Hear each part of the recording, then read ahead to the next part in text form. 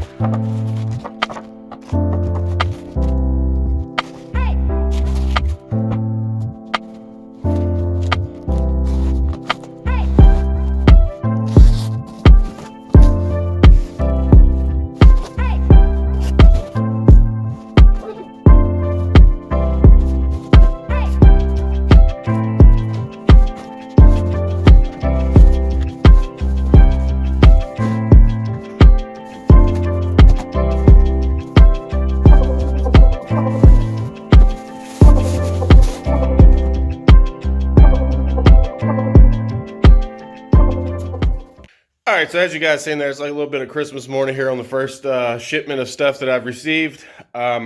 We have, we've got our 8-gauge speaker wire right here, OFC. This will be running our subs from our bass amps. Shout out to Dropping Hertz.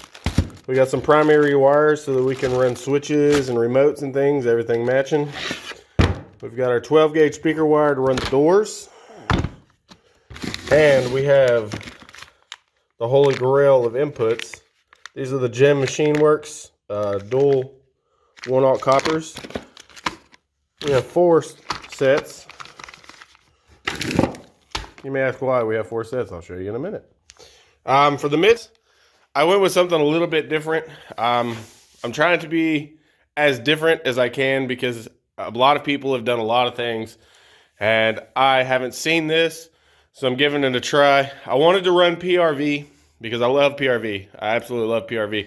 But the speaker size that I wanted to run, I couldn't find one with the frequency hertz that I want, the frequency response that I wanted for the mid-range. But the ones that I found here, this is an older brand that I had back in the day, and or not like I knew of back in the day. I ran their horns, but that was about it. And with the price that I got all of it for, I couldn't argue, so I'm running everything. We're running everything JBL.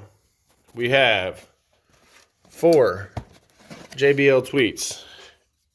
These fucking things are massive. I really didn't realize how big they were. But we're running 4 of those. We've got 4 of their horns. And then we've got 4 of these motherfuckers right here. This is... Where's that? This is the 15W10. So this is a 15. I'm going to be running 2 of these per door, 2 of these per door, and I'm going to have these up in the A-pillar area. So it's going to be 2 15s, 2 horns per door. Everything is going to be processed by the DSP. And running off the DSP will be 2 4-channel amps.